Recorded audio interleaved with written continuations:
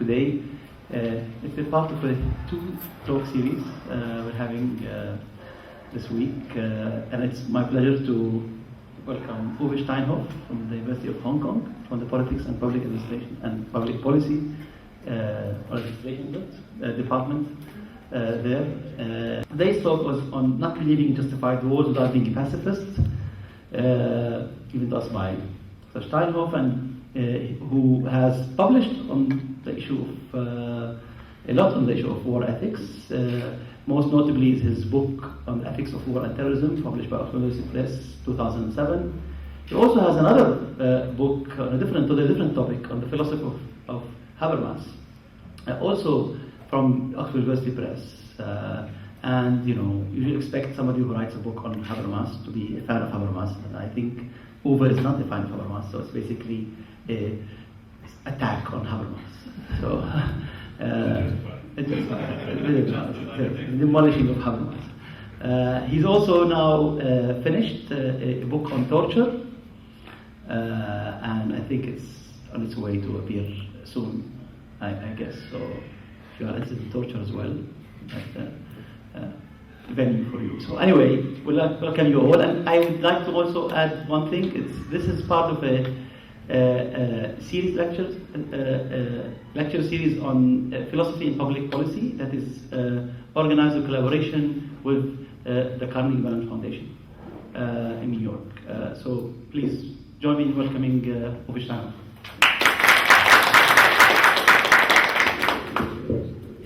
Thank you very much for the invitation. Thanks to the Issam Institute and also to the Department of Philosophy. Okay, another possible title of my talk could be on why there are only unjustified wars in reality, but why it is still sometimes justified to participate in unjustified wars, as paradoxical as that might sound. Now, the reason why I think that there are no real justified wars is I think that actually the criteria of just war theory are not fulfilled in most real wars.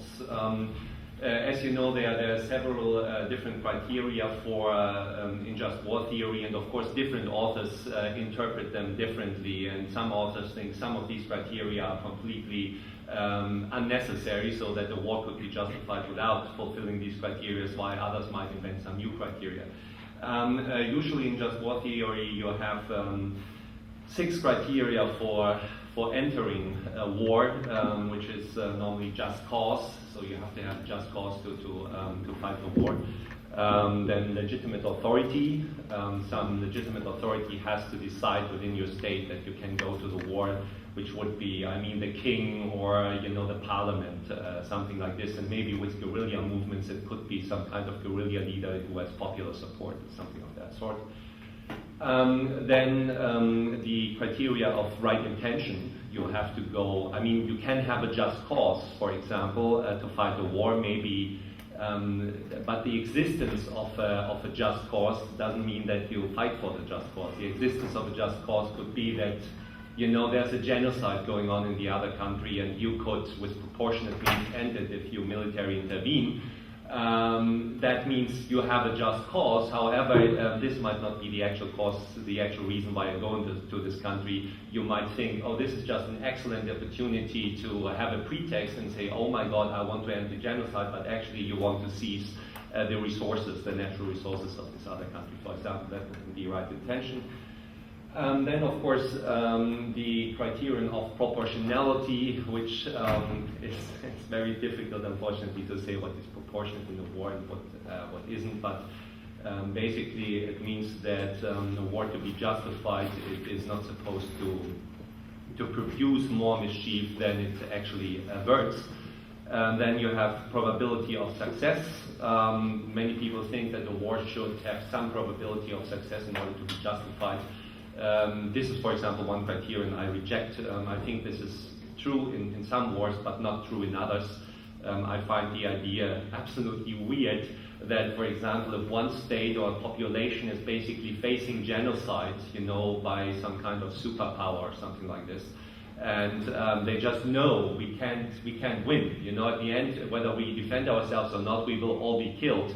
Then if you take this principle of success seriously, one would have to say they are not allowed to defend themselves. But I think that is an utterly stupid idea, and it's certainly not an idea that is supported by domestic law, for example, by self-defense law. There is no criterion for self-defense that you have actually to be able to defend yourself successfully against the attacker. If that were true, then every self-defense were unjustified where you actually get killed. So, which is just enormously strange, this idea. And finally, war has to be a last resort, right? Which means there must, you only use the means of war if you have already used all other reasonable means. So of course, that you can always have another conference, as Michael Walzer puts out, doesn't mean that you have only come to the situation that war is the last resort if you have no other conference available anymore. Of course, you could organize still another conference, but of course, again, with the example of genocide, humanitarian intervention doesn't make much sense if you wait until the point where there's nobody left who you could possibly save with your humanitarian intervention. Besides, it has to be taken into account, I think, that some means which are not usually considered to be military can actually be more costly in terms of innocent life than certain kinds of acts of war or limited wars. I mean, the sanctions, for example, against Iraq, the so-called economic sanctions, I'm not sure whether it's really the right description to say it's economic, but they were described as economic sanctions.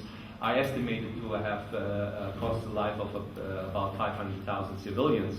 And then the question is, well, if we could have made, so to say, a little war and achieved the same result, wouldn't it then be better to actually wage the war instead of, in effect, starving people to death or depriving them of medicine? So this is just a background to give you some of the just war criteria. And there's a separate, often considered to be a separate part of just war theory that does not concern the justification for entering in the first place into the war, but it concerns the conduct of the war. So once a decision has been made, we could now fight a war, we have jus ad bellum, we have, so to say, the justification to enter war. Still the question is, with what means can you fight the war, in what way can you fight the war? There are usually two criteria given: the principle of discrimination between the innocent and the non-innocent. That is, the soldiers or combatants have to make a distinction. They cannot just happily attack everybody who comes, so to say, in their sides, but they have to distinguish between their innocence and the non-innocence. That is sometimes, somewhat single-mindedly translated into the distinction between combatants and non-combatants and the distinction between civilians and non-civilians. I reject this. I think that civilians can be guilty and soldiers can be innocent. But anyway, I think that the principle of discrimination has some weight. How much weight it has is open to debate, obviously. And then you have again a principle of proportionality that this time doesn't refer to the whole war, but actually to campaigns or single acts of war within this war. For example, you are not supposed, let's say, to blow up a kindergarten only because one soldier is in that kindergarten. I mean, it could be justified, if you can kill Hitler because he's in this kindergarten and you have no opportunity to kill him outside, that might be proportionate. But again, what proportionality is, it's very unclear, but one would think that just one regular soldier isn't the worse as a military target the lives of 100 children or something like this. Okay, I think that there's no problem if one accepts these criteria or some interpretation of these criteria. I think there's no problem to say, there could be, in theory, justified wars. Why shouldn't the war be able to justify all these criteria? I think that can be possible. However, the question is whether any real war has ever justified these criteria. And I will just focus here on the jus in bello criteria and on two jus ad bello criteria, namely the criterion of legitimate authority and of right intention. I think they are, in most wars, they are probably not actually met in most real wars. The problem with legitimate authority is that Francisco de Vitoria, a Spanish theologian, has said that for authorities to be legitimate, it's not sufficient that it is the king of the country. And although, of course, Vitoria doesn't talk about democracy, by what he says, by implication, it also follows that it's not sufficient to be a democratically elected leader, for example.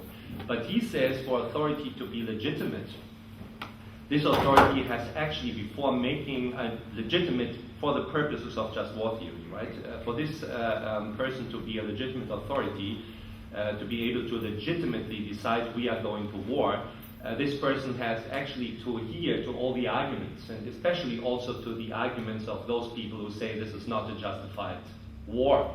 And he has, to weigh these arguments that are in play and to be circumspect with the evidence he has. So he's not supposed to make just passionate decisions or, say, I have a hunch that these people over there want to attack us, so we have to attack first. No, he has to base his decision on empirical evidence, reason, and argument, and he has to hear the views of those who oppose the views he might have. Then I think some just war theorists in the past have been very strict about when it comes to lying. Augustine, for example, has said that it's never justified to lie, not even for a state leader.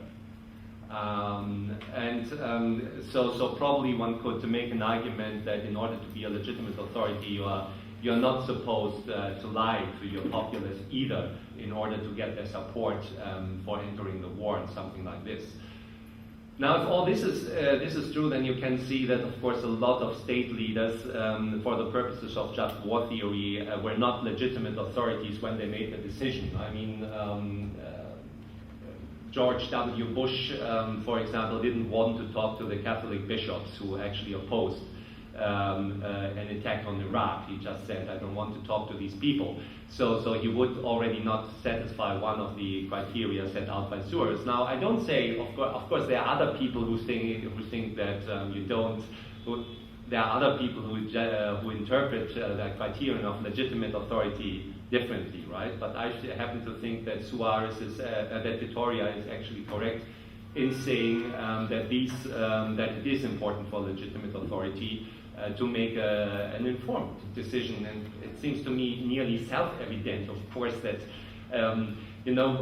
one of the motivations, of course, of legitimate authority in the first place in just war theory was that this is a means to, restrict wars and to not have wars crop up at every corner. The idea is, if everybody could just decide for himself, oh, now I'm going to wage a war, then you would have a lot of wars around. So, but if that is the underlying rationale of the principle of rationality in the first place, then you cannot just say, oh, whoever is the state leader can make just whatever decision she likes to make, and she doesn't have to take opposing viewpoints into account, and she doesn't have to look upon the evidence. She can just ask her astrologist, and if she as legitimate leader, happens to believe in astrology, and the astrologist says this is a good time to wage a war, then this is fine. This would be counterproductive. So,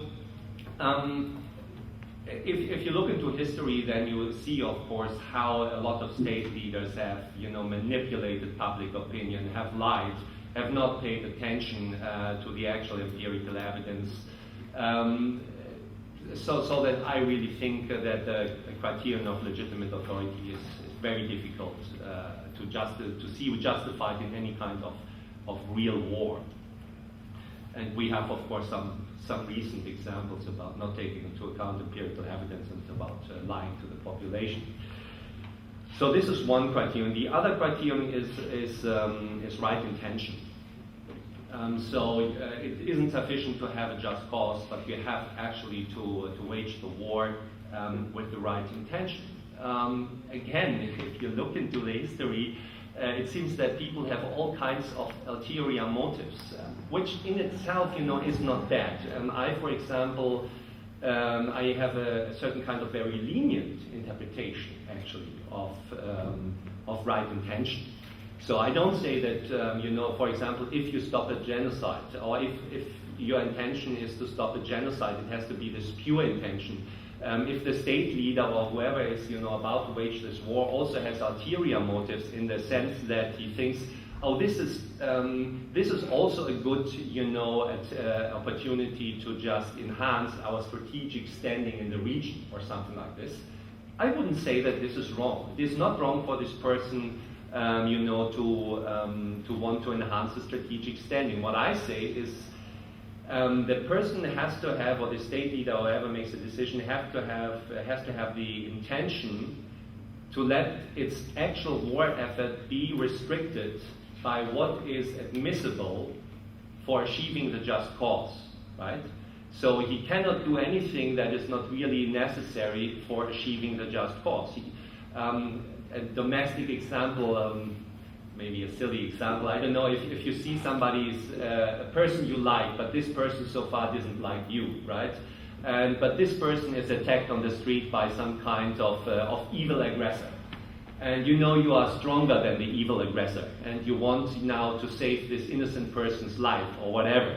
And you attack this innocent person, this is the culpable person, the aggressor, then this seems to be a right thing. Now, some people now would actually say, and this has to be your only intention. You can only, you know, stop the aggressor with the intention to save the innocent person's life, and only that. There are no ulterior motives involved. I think this is a little bit,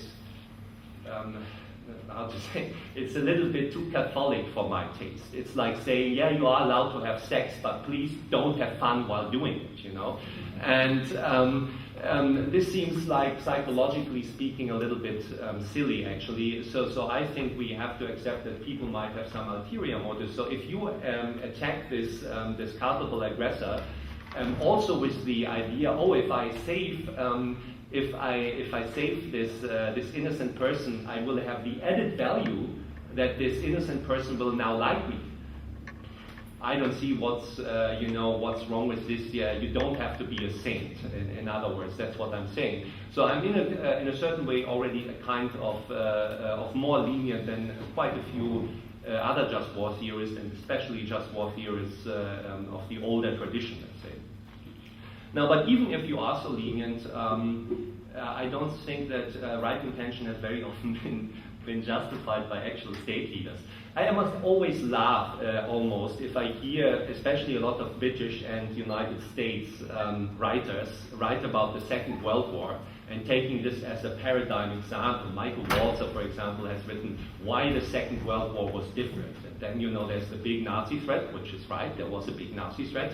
And then there are the bunch of saintly Americans and British fighting against the Nazi threat, just motivated by the one and the only goal to save the world from the Nazis. No other goal involved, right? And of course, you know, they had the Atlantic Charter, and in the Atlantic Charter, you know, the American president and the British Premier Churchill, they said, oh yeah, we want to free the peoples of the world, and we are for the right of self-determination, right? But as soon as they had won, Churchill pointed out, one moment, please don't misinterpret the Atlantic Charter. Yes, we are for the right of self-determination of all peoples in the Third World, but only if they are not already determined by us. So if you happen to be a British colony, then that's something completely different, right? So you really cannot tell me that Churchill, well, I mean, today's it's always very often explained, the British bombing of German citizens, the deliberate British bombing of German citizens, that started because of this huge threat, right? But of course Churchill had already bombed Iraqi civilians and had seen no big problem in this, and had called it police bombing.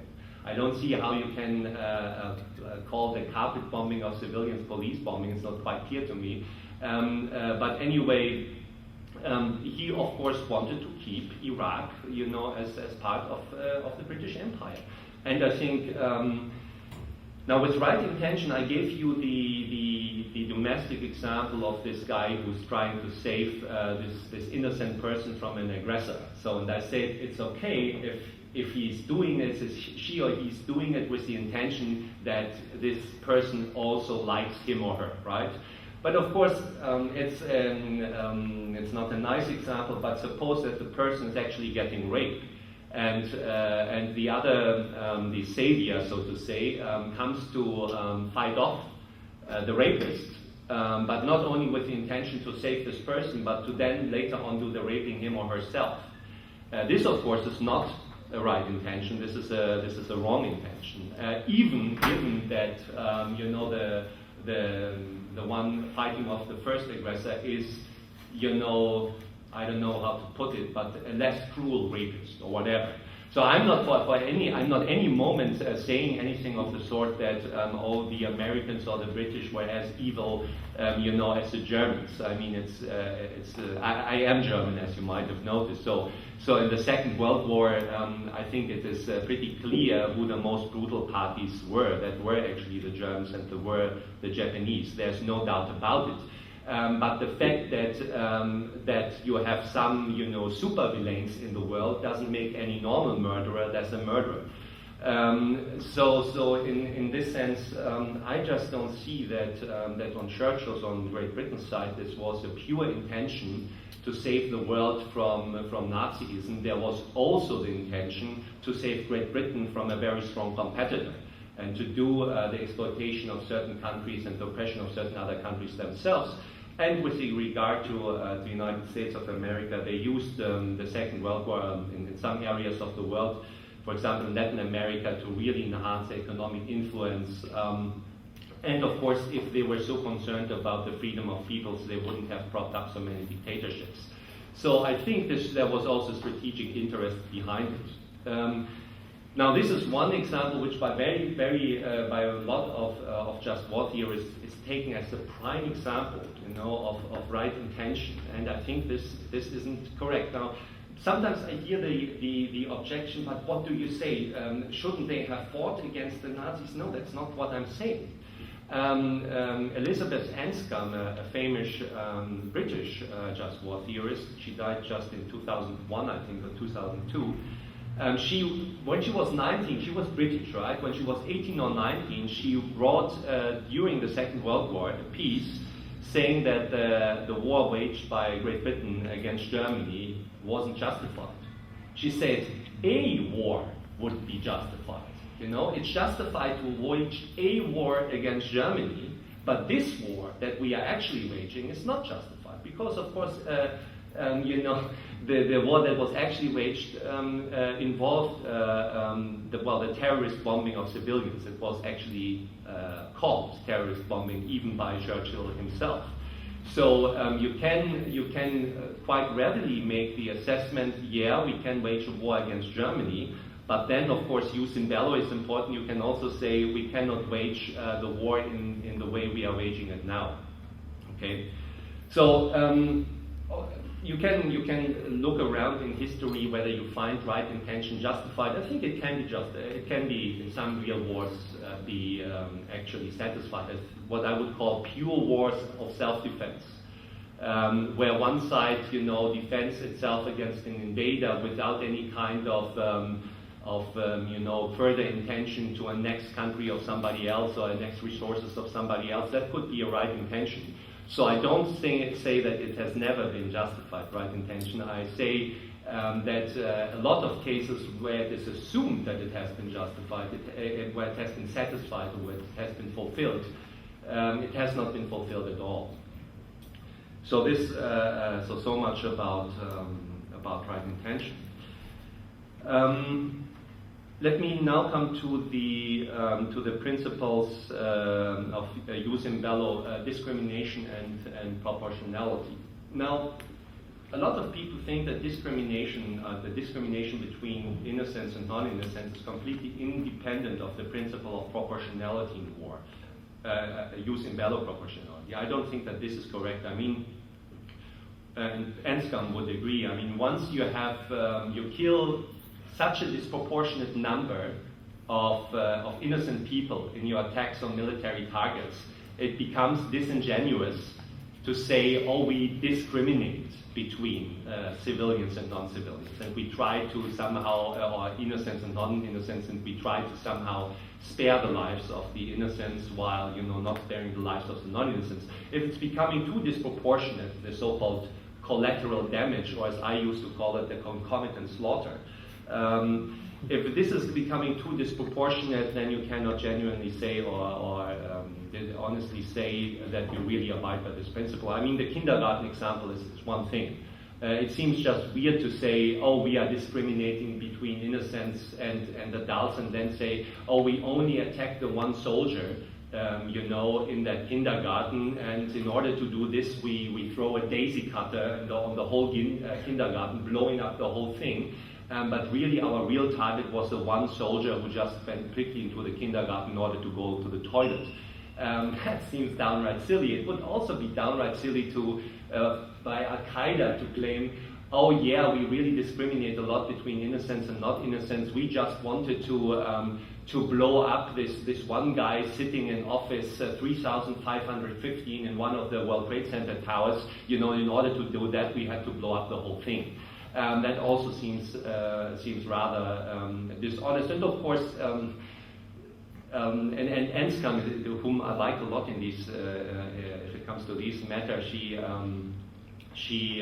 criticized Truman for the use of the atomic bomb, and she later also criticized the strategy of deterrence.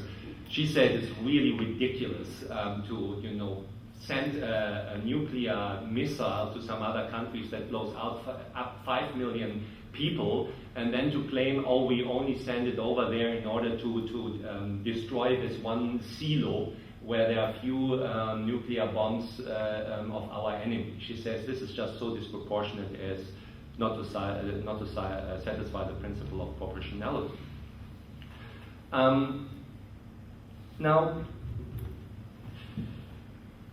Now, I think that this is one thing, but even if you think that, well, I think there is a certain amount of destruction where you can still say, yeah, there is some kind of discrimination between non-innocents and innocents involved, right? But you could still say, yeah, they discriminate somewhat, but still the killing of innocents is disproportionate. So I would say at a certain level the two principles become separated, but at a certain level of gross disproportionality I don't see the separation anymore. Now, the problem is, if you now look into real wars, it is very difficult to see any kind of particularly serious effort to abide by the principle of discrimination and by the principle of proportionality. Of course, this is always claimed, you know. I mean, especially high technologized countries now claim that they use intelligent weapons, you know, who supposedly do a very good job in somehow distinguishing between innocents and non-innocents. I once saw actually in Guatemala in a newspaper a nice cartoon about intelligent weapons. There was a bomber in the air flying, and the door of the bomber was open, and there was a missile standing, and you saw the missile had a face and eyes, you know, and the missile had also arms. And two soldiers tried to push the missile out of the open door, you know, but the missile, you know, grabbed the edges of the door with their hands and said, no, there are innocent people down there, children and women, I can't do it. And one soldier says to the other, I think our bombs have become far too smart by now. So if the bombs were really that smart, maybe they wouldn't be used at all. I also have it from some people actually, from some actual soldiers in the higher echelons of the British Army, that some of the precision bombing done in the context of the Yugoslavia conflict was, so to say, done for the benefit of the press. He said we are just utterly incapable of actually blowing up the tanks, because the Serbs were smart enough, whenever we attacked, they would just put something over the tanks and just stop the motor, and then our smart weapons couldn't find the tanks anymore. And then when our guns were gone, basically, they would start the tanks again. So, but we thought since we had our intelligent weapons, we had to demonstrate it to the press how intelligent they are. And we then went to some journalists and told them, go to that and that city on that and that day, that and that time, and we will blow a missile through that and that window into that building and blow up one apartment. And they did it, he said. We achieved this. The problem was only that this had no military effect whatsoever because this was an empty building. So they just showed that they can hit something with their bombs. I don't know how they did it. Probably there was something. Maybe there was even some tracking device inside. I have no idea. But anyway, now there's a lot of talk about a lot of discrimination and how much due care is given to discriminate between innocent and non-innocent. I don't go as far as to say this is sheer propaganda. What is sometimes called lawfare is a reality in where, at least in countries like Great Britain, for example, the United States, where lawyers are really engaged, also involved in targeting decisions. So they try to apply somewhat, the laws of armed conflict and to rule out particularly outrageous targets. So it's not, it's not an attitude of let's kill them all. Although you find this also. Some of you have probably seen this video recently about these helicopter soldiers in Iraq recently. Some of you might have seen this.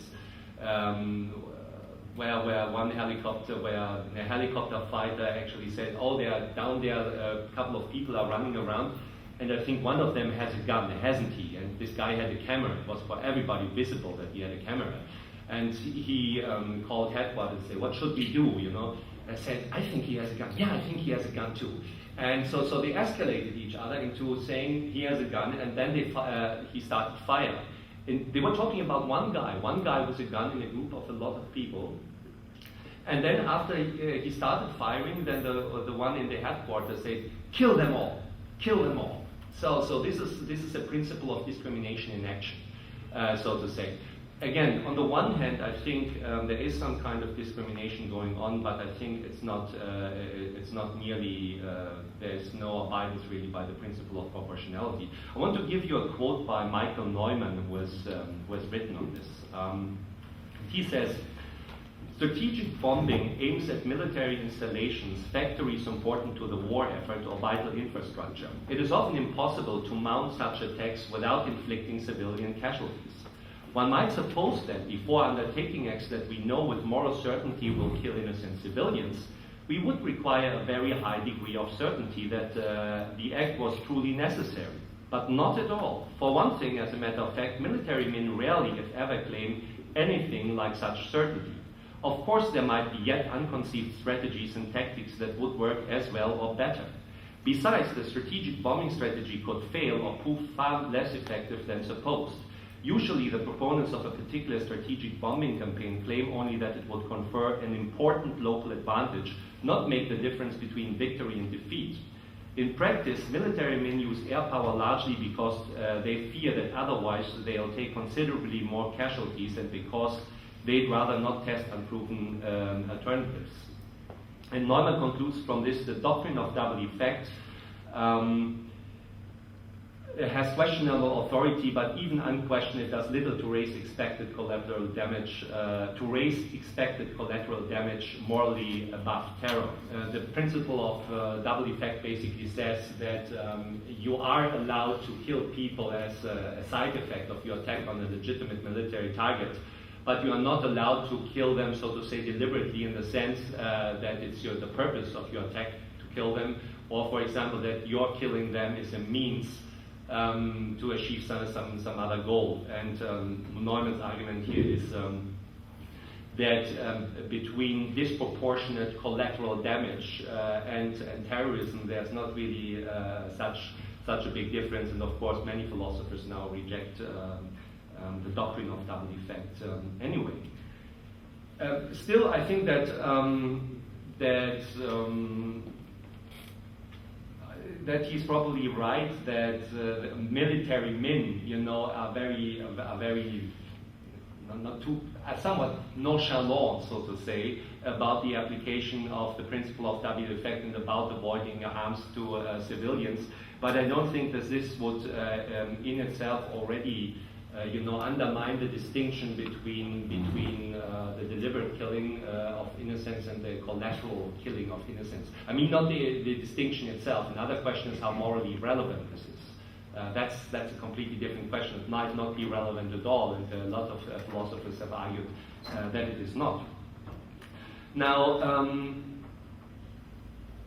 so I really don't think that one should be that quickly use in-bello proportionality out of the window. I think one should really stick to this and not say because military men, for example, have a certain inclination towards disproportionality, one should support it. And Neumann, of course, doesn't do this.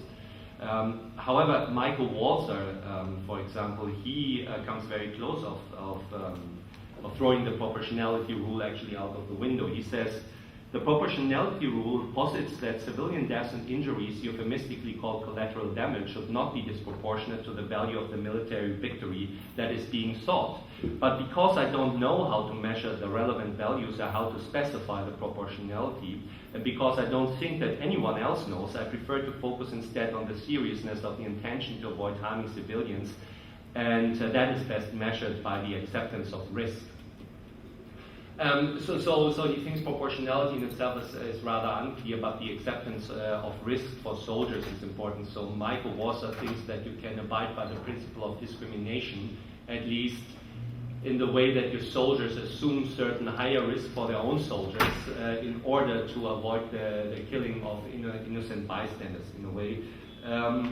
That is a nice criterion, of course, but I don't see how you can get this criterion without allowing proportionality considerations. Because when he, for example,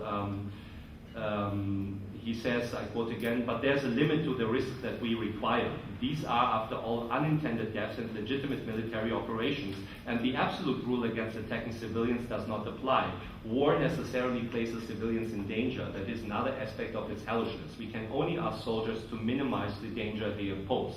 So he says, yes, you have to minimize the danger soldiers pose for innocent people. But of course, he doesn't mean it literally. Minimize is to make it as little as possible, but to avoid the deaths to innocent people at all. Well, then you shouldn't attack in the first place, right? But he says, well, yes, but you cannot rule this out, so you should attack. However, there's a limit to the risk your soldiers can take for themselves. So, for example, you cannot sacrifice, so to say, thousands of your own soldiers only in order to save one life of an enemy civilian. But if that is a consideration, this is a proportionality consideration. The idea is that this is disproportionate. So I don't think that he really gets away with the principle of proportionality. Now, the upshot of all this is that indeed I think that while some states undertake some attempts to limit to a certain extent the killing of innocent bystanders, which might partly be due to genuine moral consideration, and which will partly be due, of course, also to a certain kind of global environment in which, if you commit large-scale atrocities, it will not be good for your war campaign because public support might wane. So I accept this, but if you actually read, for example, the level of destruction that, for example, the Air Force campaign against Iraq has actually produced there, or if you read, on the one hand, Israeli statements about proportionality in the fight against the Gaza Strip, but on the other hand, read the accounts of people who have been on the ground in the Gaza Strip. And I'm not talking just about Palestinian groups where then, there would inevitably come the argument, oh, they will exaggerate anyway or something like this. No, but people from non-government organizations, a couple of lawyers from international organizations who have been there, they give pretty gruesome explanations of what was going on, what was bombed, and they didn't see any kind of discrimination at all in place. That might be an exaggeration, but I'm pretty sure that there wasn't a degree of abiding by the principle of proportionality or discrimination that would actually be in line with reasonably interpreted principles of just war theory. So my argument so far was basically that in many real wars, these different criteria of just war theory, and I only picked out 4. I mean, there are more. Obviously, there are 8. Some say 9, some say 10, or some say 7. But there are more than 4.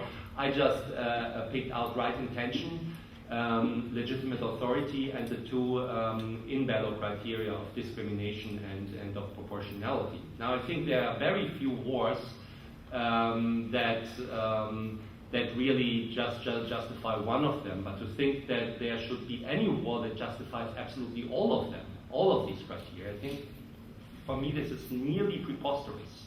I don't have any kind of example for a real war that actually satisfy all these criteria. Okay, so in this case, I don't think that there has ever been a real war that actually satisfied that. So in this concept, I don't think that there has ever been actually a justified war. Also, they would actually buy the just war theory to a certain extent, but say, for example, that in modern wars, inevitably innocent people are being killed, and therefore rights are being violated, and therefore no war can be justified. I reject this. I agree that in modern wars always innocents will be killed, and that is unjust. So I also don't believe in just wars, right? At least not if innocents are getting killed. But I think it can be justified sometimes to do unjust things. I mean, the idea here that it sometimes can be justified to violate for the greater good a person's right. Of course, there are some absolutists who think that can never be the case. You can under no circumstances violate a person's right. That is always unjustified, if not only unjust. But I think that this is not true. I mean, just to give an extreme example, if I don't know, the extraterrestrials come with their spaceship, and they credibly threaten humanity with being all tortured to death slowly. Either everybody on Earth will be slowly tortured to death by the extraterrestrials, or one elected leader of humanity will kill one innocent person for whatever, they just like, the extraterrestrials like these kinds of games. So then you have a situation where either the whole humanity would be slowly tortured to death, including that person who will now be killed in order to save humanity. And under these circumstances, it seems to me to be even morally irresponsible to say you cannot kill that innocent person. That would be unjustified. There are absolutists who really say this. I mean, Dostoevsky said this, and other people. I don't find it plausible. And you don't even have to have these these hypothetical science fiction examples, but many people would probably say that it is justified, to deliberately harm one person in order to save maybe hundreds or 200s or 300s. This is what is called now in philosophy threshold deontology. A deontologist says, yeah, people have rights. And rights are very important, so they can trump the mere interests of other people. So it would not be justified to torture an innocent person on TV only because it makes other people, more happy because they just enjoy seeing people tortured. That would not be justified. But if enough rights of other people are at stake, then it could be justified. This is called threshold deontology. So up to a certain extent, rights trump the interest of other people, but a huge amount of or number of rights of other people can trump the rights of one single individual. Okay, so I think that wars in this sense can be justified even if they violate the rights of innocent people. So there I disagree with what is sometimes called contingent pacifism, but there could be a third kind or a second kind of contingent pacifism, which is in that, which would say, which would say exactly what I said now. well, okay, modern wars would, even in a more or less ideal world, inevitably kill innocent people, and therefore they are unjustified. But for the reasons just given, therefore they are unjust because they violate people's rights. But they could still be justified, so to say, as the lesser evil, right? In this threshold deontological way. But these contingent pacifists could then continue saying, but still in reality, the criteria for war being justified are not fulfilled, which I actually say.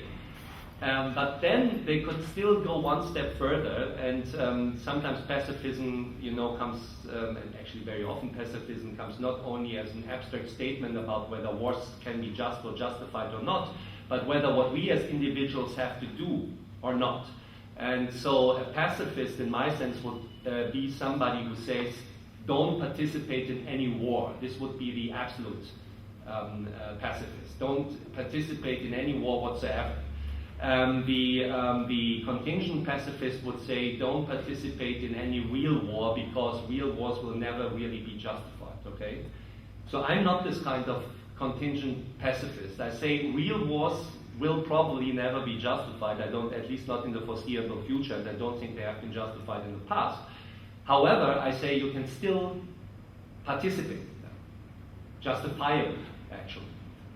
Now, and with this idea, I'm basically standing in opposition to most of the just war tradition, to the old just war tradition anyway. I mean, people like Thomas Aquinas, Walzer, Victoria, and others basically thought that participation in unjustified war is, as they used to express, a sin, at least if you know for certain that the war actually is unjustified. There are sometimes certain kinds of considerations that if the soldier cannot know for certain or has doubts, then you should just trust his government or something like this. So I'm in opposition to this tradition, basically, which reaches up to Issam, whom I already mentioned. Issam explicitly says participation, knowing participation in an unjust, and with unjust she means unjustified, war is sin. So I oppose them. And I also oppose a lot of very recent writers on just war theory who also say that you cannot justify to participate in unjustified wars. I mean, Gerhard Oeberland, for example, who's sitting here, and will probably contradict me later, but also authors like McPherson or Jeff McMahon, Tony Cody. There are a couple of authors who really say this, and I don't believe that they are wrong.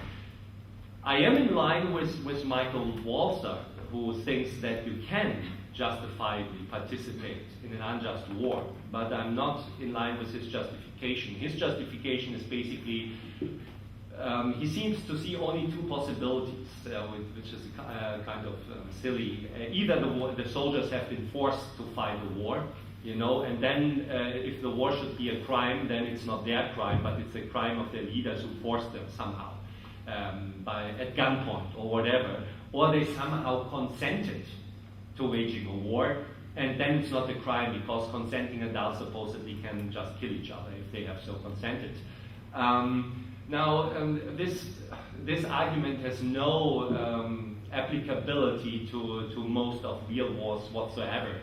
I don't know of a war where actually, country A went over to country B and said, yeah, shall we start to kill each other? Don't you think this is a good idea? And then the two parties agreed, yeah, this is a fantastic idea, let's do it. So this kind of justification doesn't really apply to real wars. And the second thing, of course, you can sometimes force people at gunpoint to do such things, but as many authors, also the authors I just mentioned have pointed out, that would probably at best amount to an excuse. There have been cases where innocent persons have been threatened by some kind of criminal organization, and the organization tells them, if you don't kill that and that person, we will kill your family. Now that is, of course, really duress, right? But most jurisdictions still say that isn't a justification for the innocent person who then attacks this other innocent person, but at best an excuse. But even if it were, for the sake of argument and justification, of course, most wars are not like this. In some wars it can really be the situation that the dictator is very powerful and basically tells his soldiers, if you don't fight for me, I kill your families. So there would you have this duress situation, but in most wars you just don't do. In most democratically, in most liberal democracies, for example, if you refuse to go to war, you might go to jail, but very often not even that happens, or you can escape to some other country anyway. So I just don't agree with Walzer's argument on why it can be justified to participate in an unjust war. Now, my own argument is a different one, and the beauty of it is that it's actually pretty simple. The argument goes like this, and I take again a domestic example. Again, suppose you are walking around somewhere in the streets of Beirut, and whatever, some criminal gang, and you somehow recognize they are bad people, so they cannot have any justification for what they are doing. They are beating up a person who is lying on the ground, and they are in the process of beating that person to death, let's say. Now, this is a group of 5 people, and you are alone there.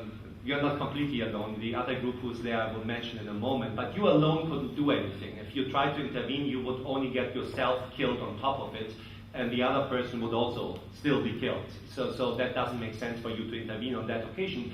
But you have, in my instance, it's always the stereotypical Texans. There happens a group of Texans visiting Beirut, and they are standing there. And these Texans very well, they are these cowboy hat Texans, and they could do the job. They could save this innocent person, and you could instigate them saving them. But you also know this group of Texans, they are interested in some kind of cultural cooperation with people in Beirut. So in order to save that innocent person, you would have to participate in their saving the innocent person. However, if you instigate them to do it, and if you participate in it, they will use excessive violence. So they will not only use necessary violence, and self-defense laws in most jurisdictions, they say you have to use proportionate means of self-defense, and you cannot use more violence than is really more or less necessary. It's very often said necessary, but this necessity thing is by most judges interpreted a little bit leniently. But anyway, you are not supposed to be grossly excessive. But these guys will be grossly excessive. They will not kill the attackers. They will not kill them or something, but after they have already overcome them, they might say on top of it, we are running so good, we are in action here, we should break a few fingers and maybe one or the other hand, and then we go and eat a falafel. So what's the situation here? Now you are dealing here with an unjustified collective act. The collective act of this group, comprised of the Texans and you, is engaged in an act, in a collective act, that is unjustified. It's a collective act of defense of another person, which is okay, but it's excessive. But that this collective act is unjustified doesn't mean that your participation in it is unjustified, because you had no other means here. You had only the choice doing nothing, going away. This is what Enscom asks of a person. Although she realizes that there's something fishy about this, but she says, you have, if your fellow countrymen, for example, are engaged in an unjust war, you cannot participate in it, however outrageous it may seem, and I don't agree.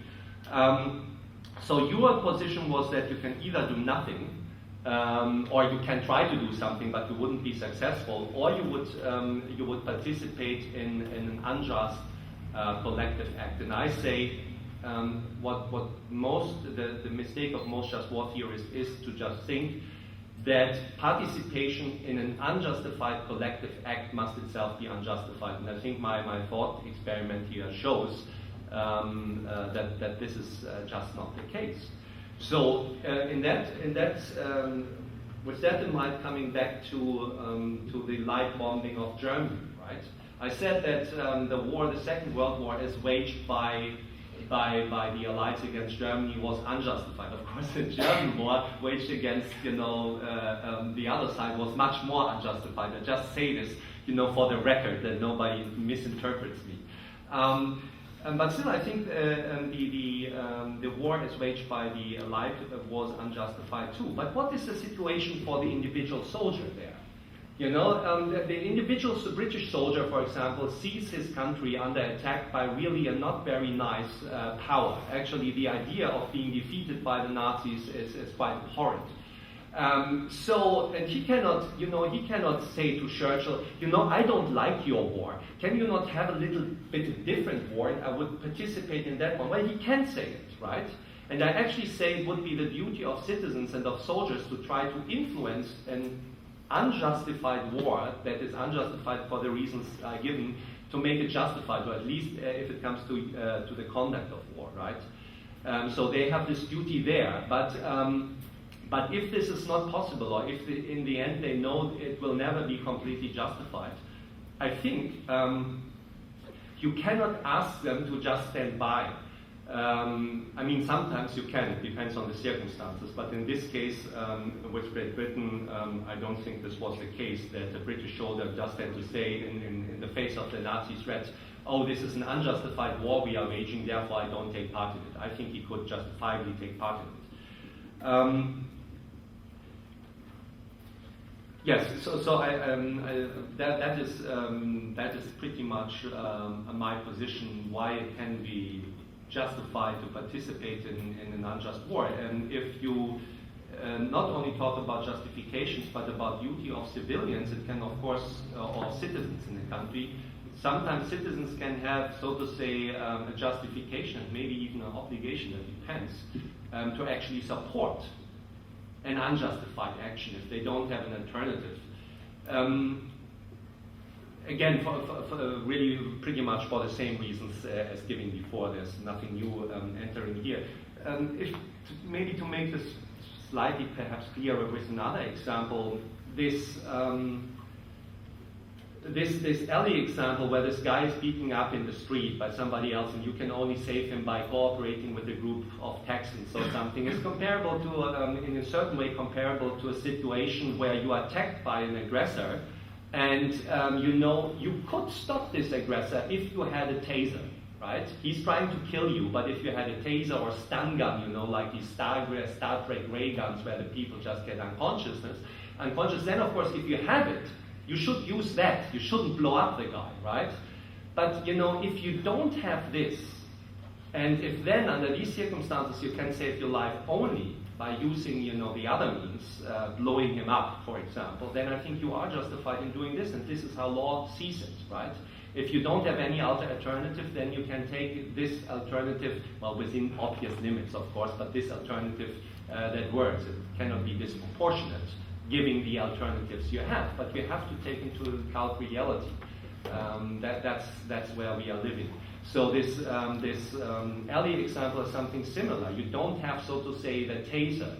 You don't have, I don't know, you have the Texans, but you have not the holy club of self-defenders or the holy club of restricted self-defenders or something like this. You have to use the Texans who are there. And I think you are justified in doing this if by doing this you produce, so to say, the lesser evil of two possibilities. Yes, thank you. That's pretty much it. Thank you very much. I just want to add one thing, that Uber's knowledge about the upper echelons of the British military is not a result of being part of that or spying for them. He's also, which I failed to mention in the beginning, is an associate researcher Oxford University in a program called The Changing Character of War, in which sometimes they get these military people invited to speak. But thank you very much. And we now open the floor for the questions. Thanks for the paper, on a very interesting.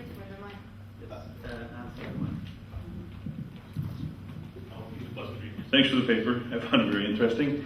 I would like to hear more about your dismissal of the possibility that consent could play an important role. I think this was Walzer?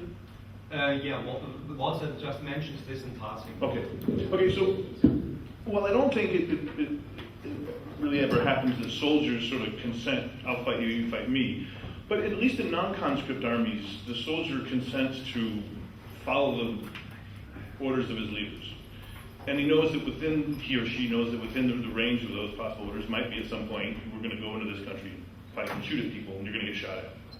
And then, assuming lots of perhaps implausible things like the legitimacy of the government. If you have two states, and one state says, we're going to do action A, and the other state says, well, I'm going to give you an ultimatum. If you do action A, we're going to attack. And then it sounds like at the governmental level you have a kind of consent. And then if the soldiers have consented to follow the orders of their leaders, why doesn't that get enough leverage to have the soldiers consenting to fighting each other? That's my question. Well, if really, well, one question is whether you can really consent to do whatever your government asks you. One can ask whether you can even legitimately do this, probably. But within limits, you have some limits, and you have, so to say, ex ante consented to do what they ask you. Okay, and now suppose that that the enemy army is attacking you. So if now your leaders say, okay, soldiers, you consented to do what we tell you, and we tell you now fight back. Okay, then the leaders wouldn't probably wrong the soldiers. They have now ordered to fight back. But that doesn't, of course, mean that the soldiers who are attacking in the first place aren't wronging or doing an injustice to the soldiers they are attacking, because the soldiers of the first group, they didn't consent to those others. I mean, again, I like the domestic examples because sometimes it makes it clearer. If I don't know, somebody has a bodyguard, and this bodyguard, consented to protect his person he is guarding with his life, then probably he cannot complain to that person if this person says, now the time has come, But of course the bodyguard can complain towards the evil aggressor. So that would be the point. However, I do not dismiss this consenting thing if it's really, really serious. I made it a little bit ridiculous, but actually in my book I use an example where I say, well, if really two groups just, crazy people or whatever, adventurous people, however you might call it, they would buy huge territory somewhere, maybe in the Australian outback, and these people just like having fun by way of waging war, and they want to fight a war against each other. I'm radical enough, a liberal, to say I don't care if they want to kill each other. That is fine with me. But this is, of course, not the situation in real wars where then a lot of innocent bystanders are killed.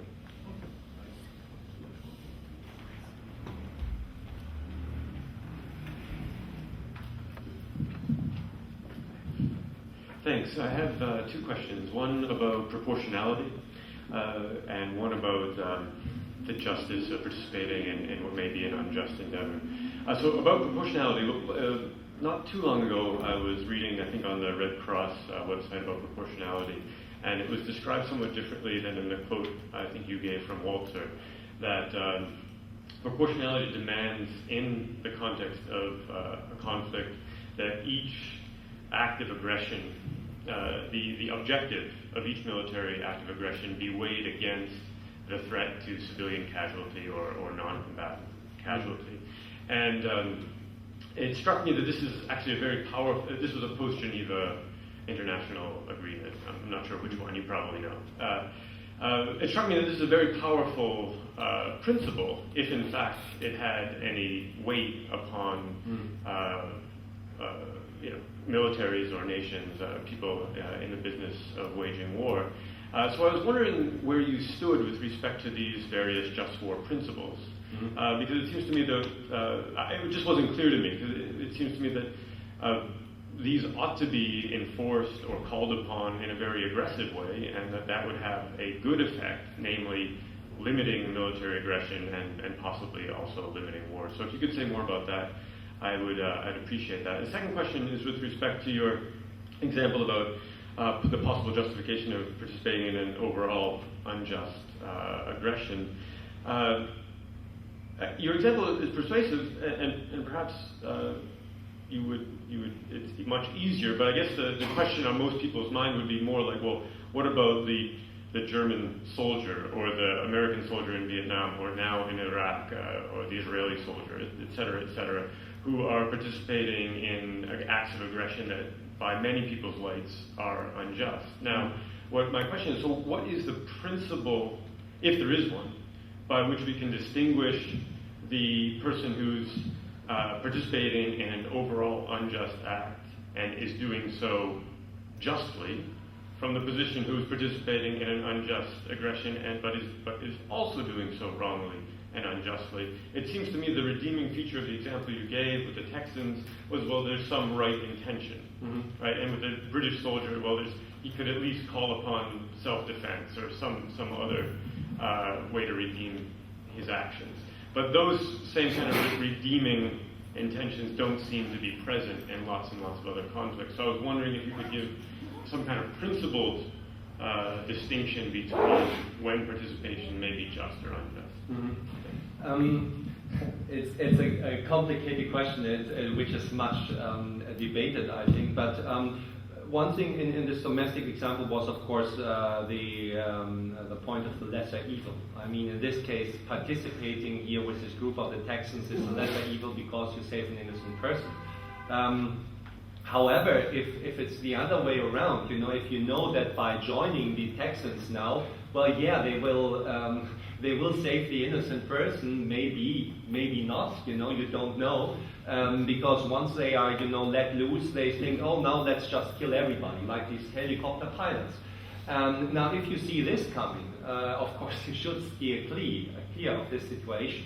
So this is one thing. I don't really know what the American soldiers had much to do in Vietnam. So I think that the soldiers shouldn't have participated there. Now, Can you Yeah. say on what basis? Like what principles should they be, or should anyone be appealing to? Well, that is, I think if you talk about principles, these principles are of course highly abstract, and I think once you start talking about real concrete wars, you have really to go into the into the historical details. The unfortunate fact is that of course people can very well share the principles. There could be people who agree with me on all this what I've just said, and still said, yeah, but in the Vietnam case, participation in the war was still a lesser evil because communism has been stopped or had to be stopped or something like this, and if it isn't stopped, then terrible things will happen, something of this sort. Then you come, of course, to substantial disagreement, what kind of world you want and what kind of world you don't want. And I'm not so sure that then these kinds of just war principles in themselves are so useful. You need then a more substantive theory of justice. In my case, this would be a liberal theory, protection of human rights, protection of self-determination within the limits of human rights, I would say. So if you promote by your participation in the war effort to these goals, I would say your participation can be justified, although you should probably simultaneously try to make the war more justified, and you to try to influence your comrades, to abide by the rules of armed conflict. This is one thing, and probably it doesn't really answer your question, because I think it cannot be answered on an abstract level. Once you apply to just war theory, you really have to go into some kind of empirical details. You cannot describe on an abstract level, for example, who's the just side in the Israel-Palestine conflict. You have to go into the history and what every side is concretely doing. Otherwise, it doesn't make sense. Now, I think there are some kind of straightforward examples where you shouldn't participate in the war. If you shouldn't join a genocidal army in order to invade an innocent, some kind of island country in order to eradicate the people living there, the people that is peaceful, not threatening anybody else. I think this is a straightforward thing that you shouldn't help them. But then you can have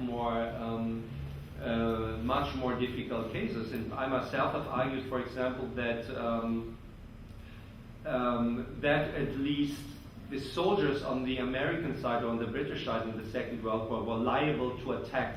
This has not so much to do maybe with this thought, but they are liable to attack, that they can be killed by the other side, by the German soldiers, because the American and the British soldiers also pose unjust threats to innocent people. I mean, through this collateral damage, but also, of course, through deliberate terror bombing or whatever, right?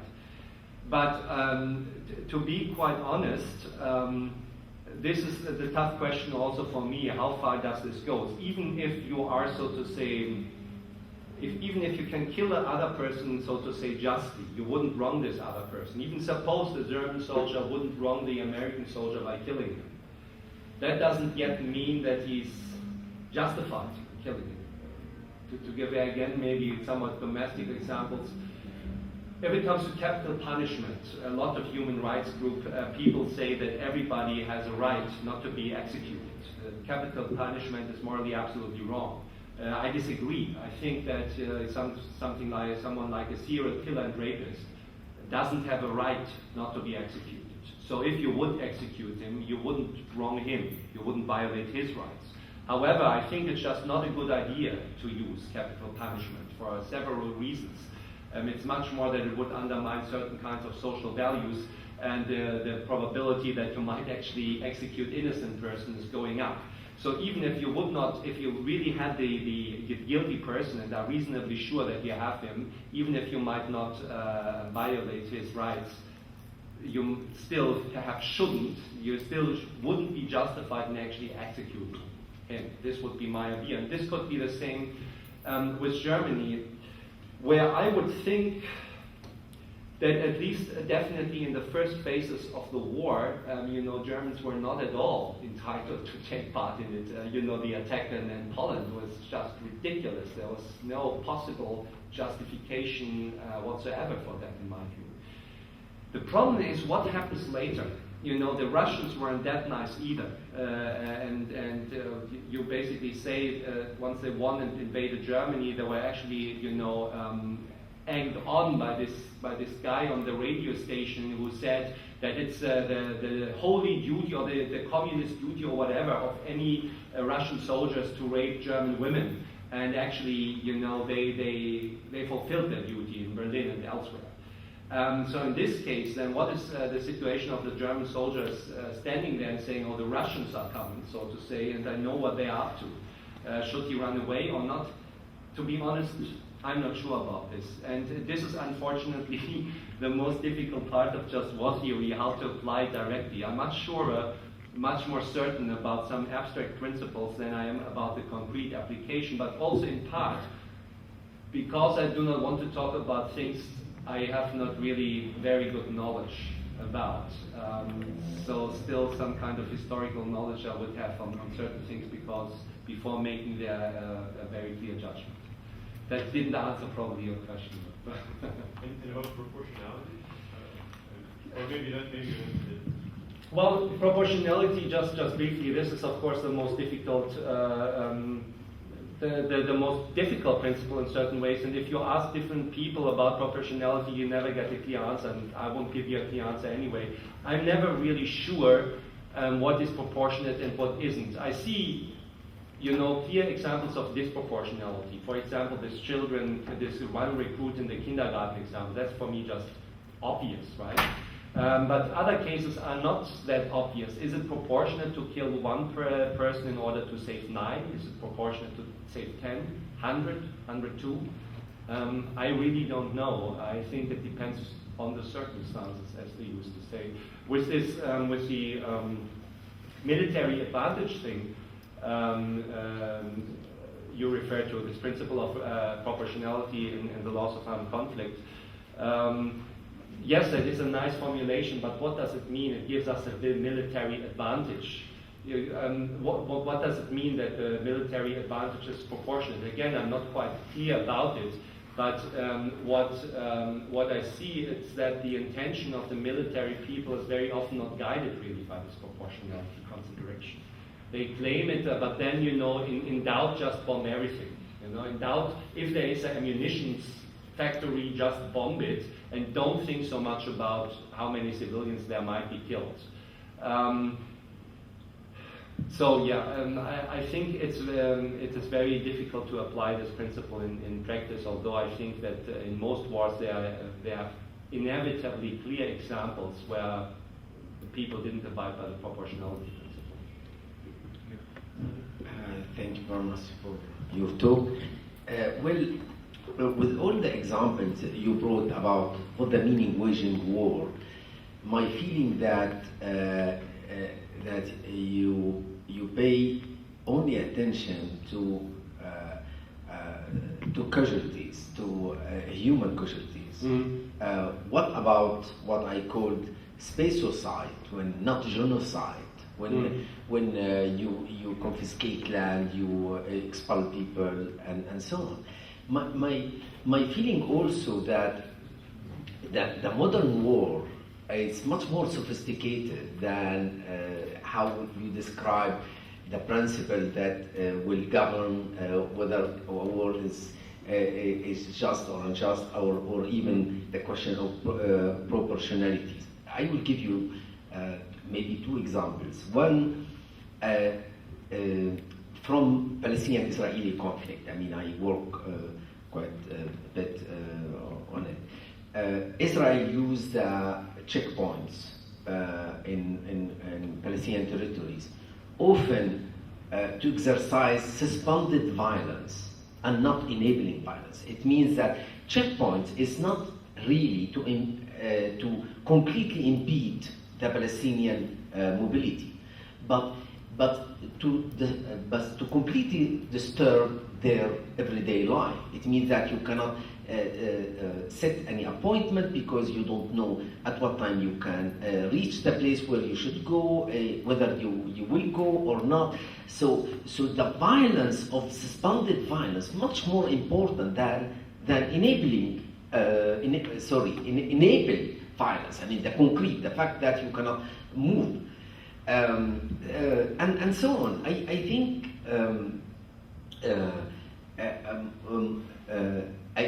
think for instance, Israel with its extrajudicial killing, they appointed a philosopher. I forgot his name. He's a very famous Israeli philosopher, as an ethic person who will supervise the database, because they have a database. So the database should be supervised by a committee composed by a philosopher, by a rabbi, and two military who decide. So it's a very formalistic form to benefit from all this beautiful principle, but in fact is nothing to do with this principle, this extrajudicial killing.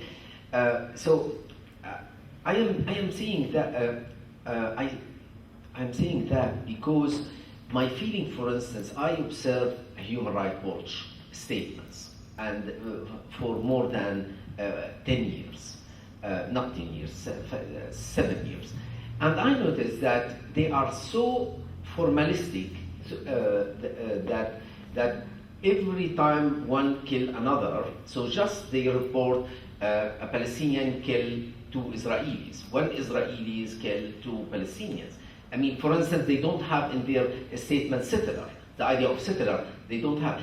In around 120 statements, I found 2 statements about land confiscation. So for them, it's not waging war. Waging war is more killing people, and so on. So how would you comment about this?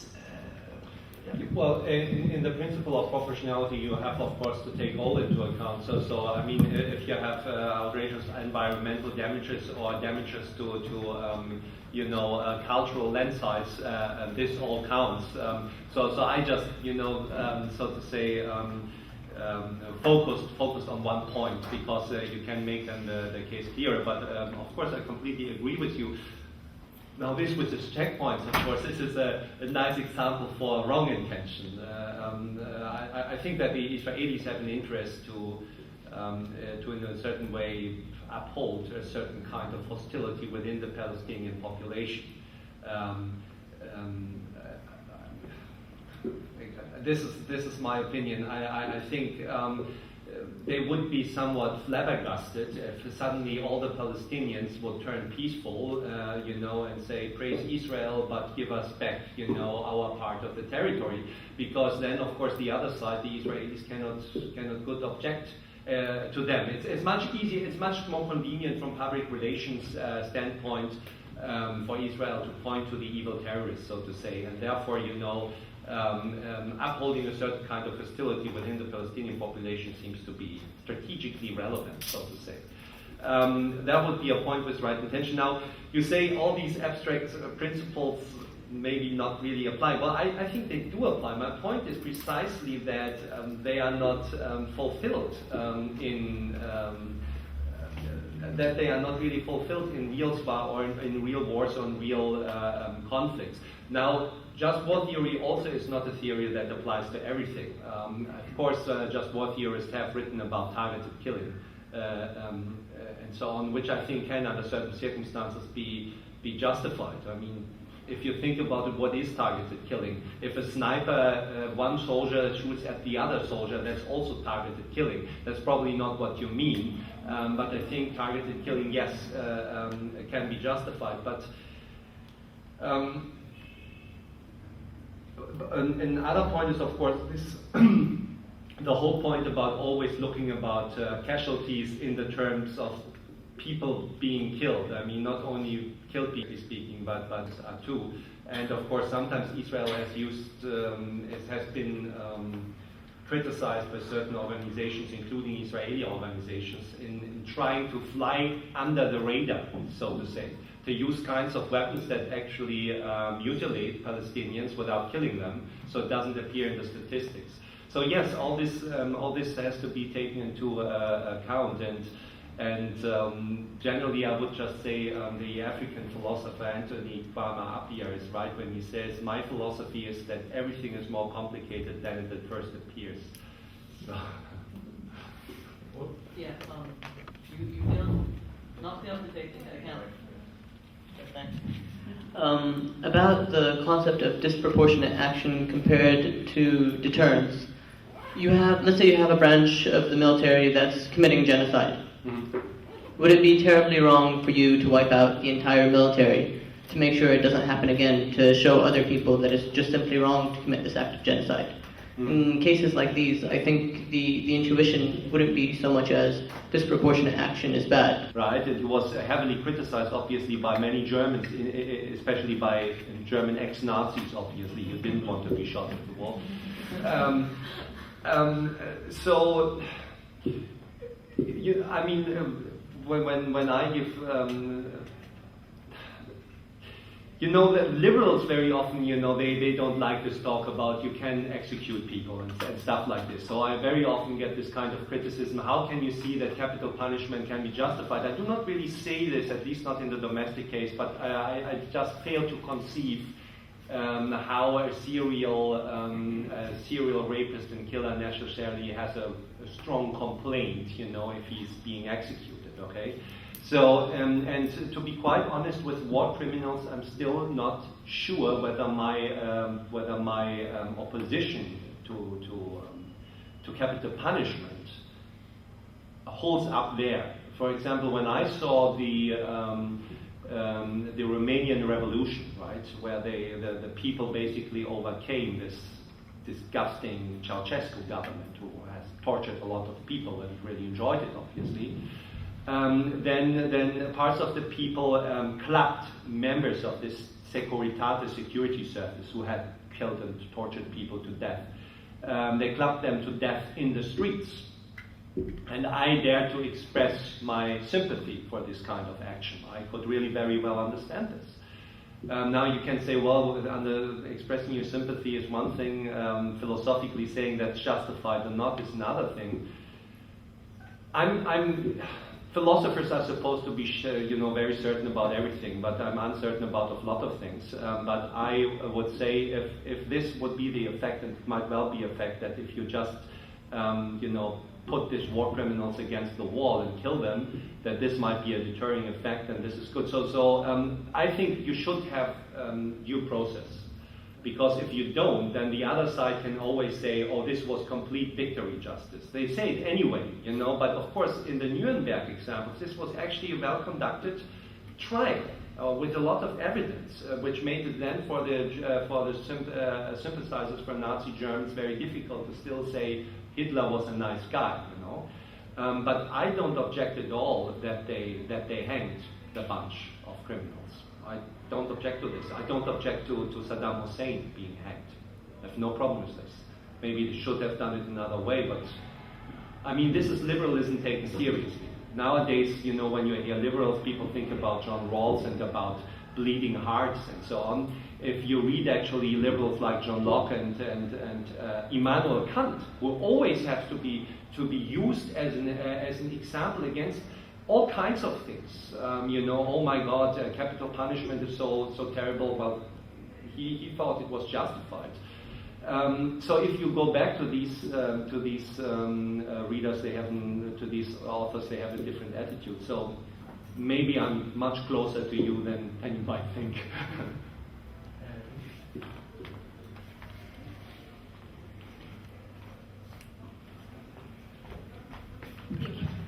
Hi. Before I ask, I have a small question, but I do have an objection to what Paul was saying and to what you were discussing, because like Paul was saying that the example he gave, it was more about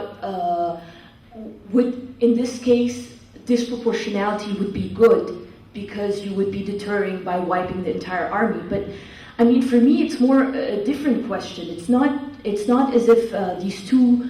The soldiers were fighting each other, and these soldiers were wiping out civilians, and the army was trying to wipe out the entire military, and we're discussing proportionality. Mm-hmm. It was mostly we're discussing punishment. So it's not like for me, the question would be: is it? It's a question of punishment. Is it just like what we were talking about, capital punishment? Would you think it would be just because this is after the genocide and you're deciding what you do with these people? And so it's not really a question of proportionality. Like would wiping half the army or would wiping all the army be justified or not justified? It's more a question with punishing them is not. So I just had a comment about that.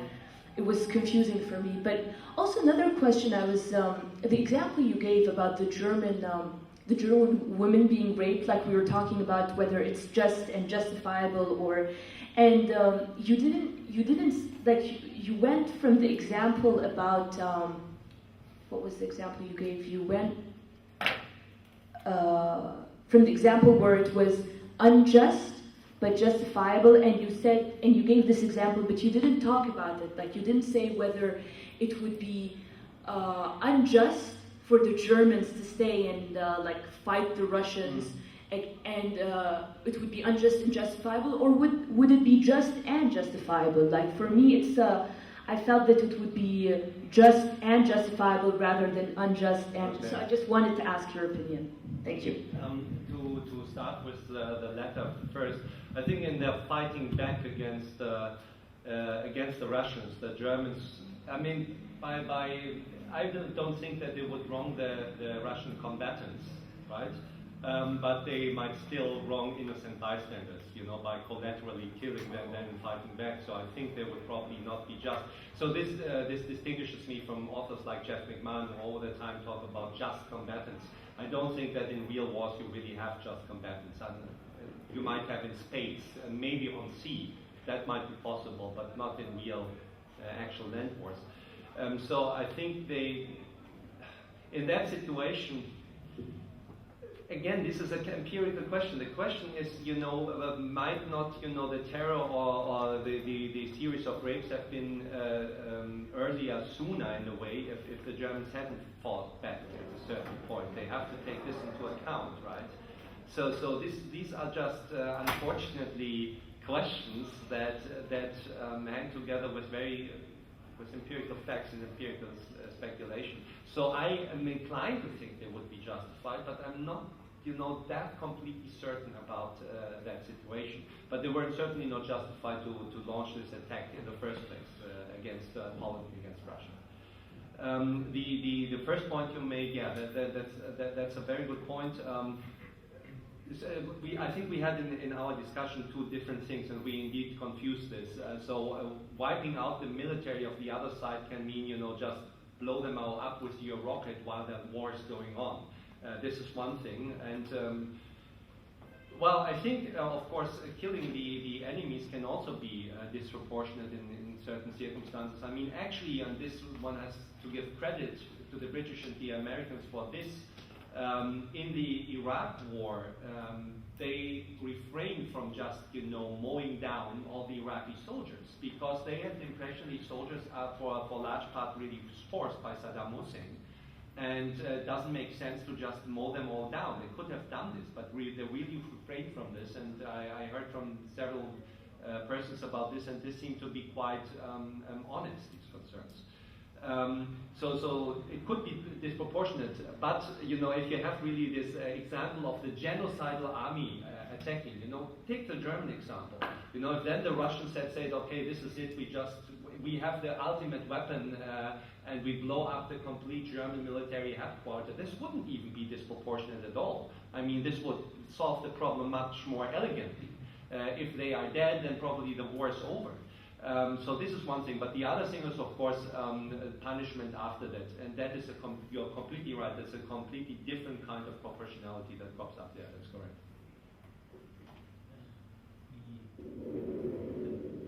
Go ahead. Yeah, go ahead.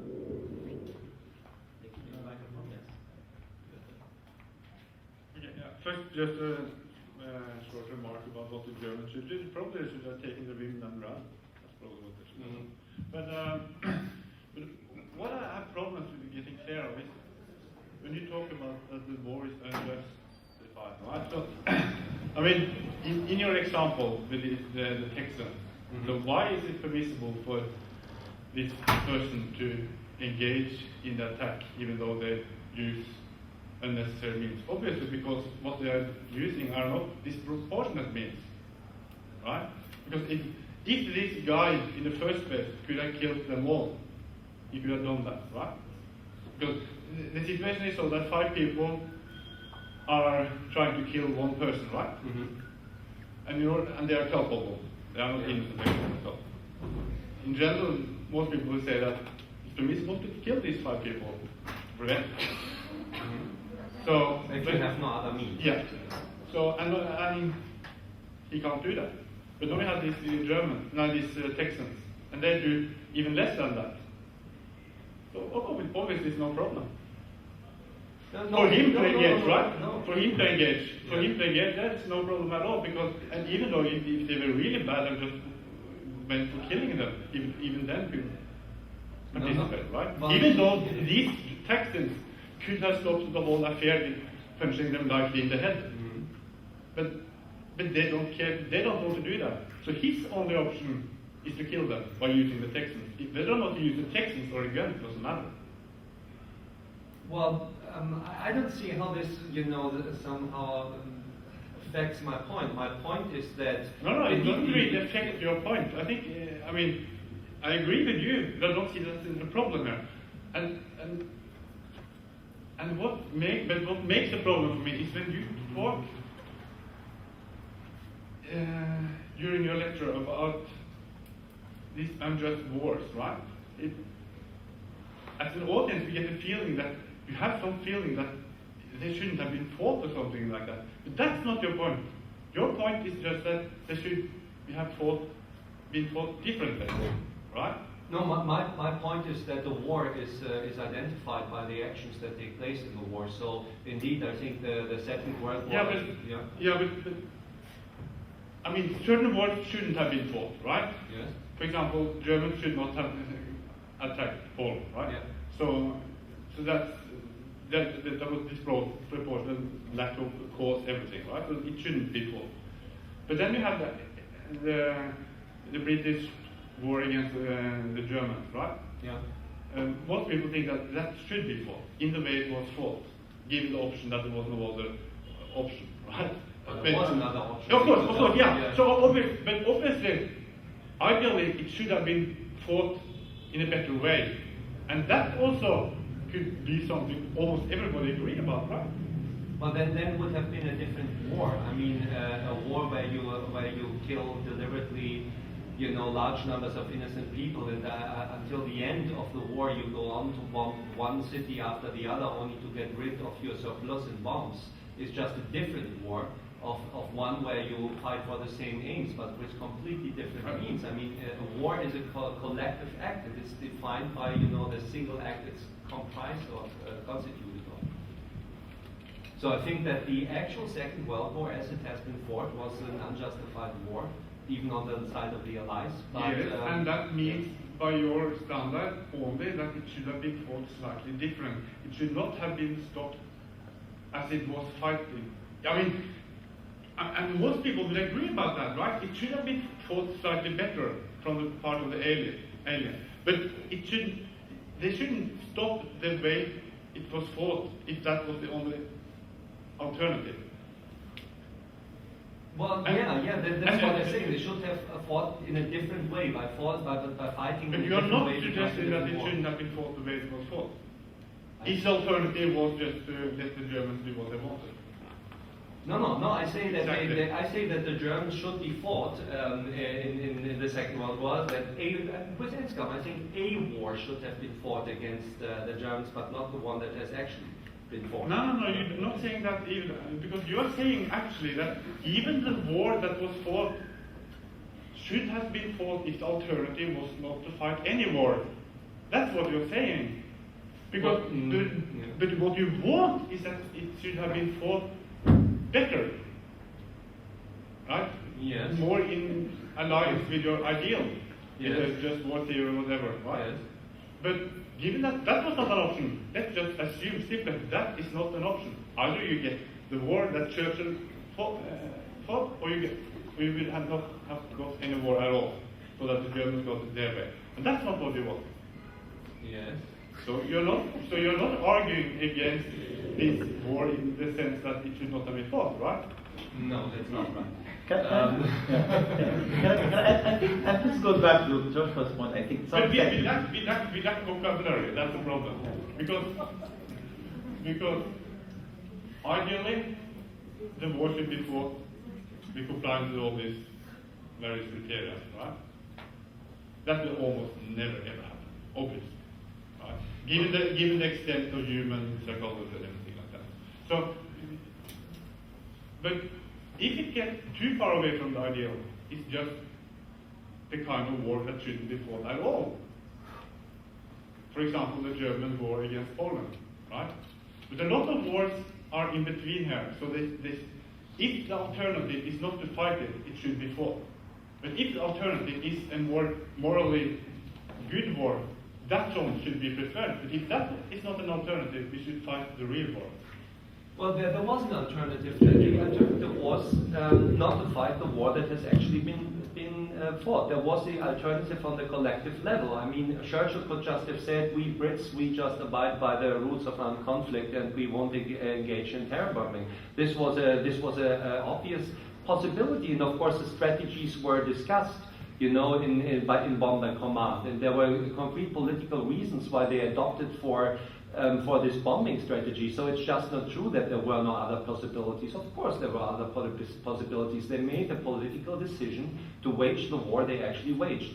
And my point is that on the individual level, the individual has no other opportunity. And with the Texans, the same. I mean, the Texans and the group comprised of the Texans and the one Beirut, they have another option. They can just, you know, act proportionately and with necessary means instead of with unnecessary means and excessive violence.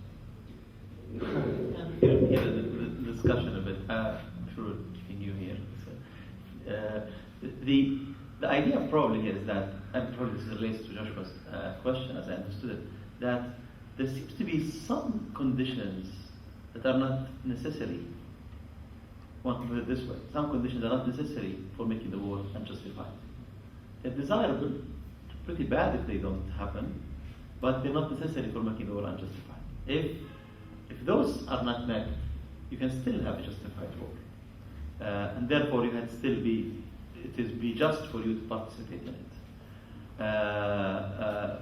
Those things are not fulfilled in the case of Germany invading Poland, but exist in the case of British and US fighting with the Germans. That there is something there about the war. Maybe lesser evil will be greater evil will be avoided, and that's what makes it justified. So then maybe within just theory you would have to make a distinction, but then it becomes a verbal distinction, whether you want to call it you want to stick to the just theory model and say these are the things that justify war traditionally, but under those conditions, a war could be unjustified, but still just to fight in it. Or you could say, I want to change the just war theory and say these are the essential ones, and the other ones are desirable, but they will never actually make an unjust war. So that's probably, and then the question is back, which ones will remain as the real part of the just war theory, or the part of the real just war theory? Does that put things? Well, it doesn't put my things right.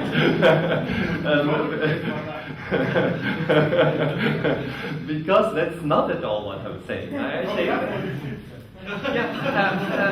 according to you. But I mean, I think most just war theorists who are writing down these topics have just assumed, completely without warrant, that it must somehow be individually unjustified to participate in an unjustified collective act. But that is wrong, and they have never provided any argument to show that it is true. Now, and this holds for all kinds of things. I think you can probably come up with a lot of other kinds of collective acts that might be unjustified, but still participating in them might quite well be justified for the individual as a lesser evil. So I'm not saying that here some criteria are not essential. I say that certain criteria are essential, but even if they are not met by a war, and the war therefore is unjustified, you can still participate in that war. This shows just how enormously original I am.